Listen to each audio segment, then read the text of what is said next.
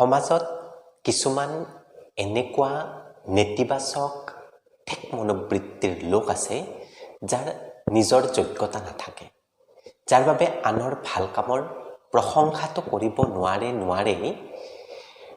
আনে ভাল কিবা এটা কৰাটো সহ্যও কৰিব নোৱাৰে। গতিকে তেনে ব্যক্তিৰ পৰা সদায় আঁতৰত থকাটোৱেই শ্ৰেয় বা তেনে ব্যক্তিৰ কথাত গুৰুত্ব নিদিয়াটোৱেই শ্ৰেয়। তাক বাদ দি আপোনাক ভাল পোৱা মানুহ এই পৃথিৱীত বহুত আছে।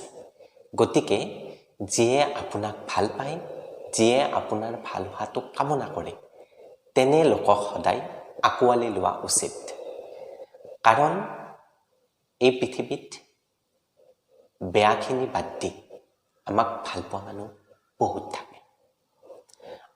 আৰু কোন কিমান পানীৰ মাছ সেয়াতো সকলোৱে জানেই।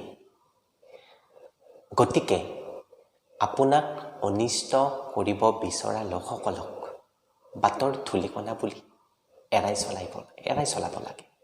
বাদ দিয়ক, বেয়াখিনিৰ ক্ষন্তেকীয়া, গতিকে বেয়াখিনি বাদ দি আমি সদায় ভাল বস্তুখিনিক আঁকোৱালি ল'ব লাগে।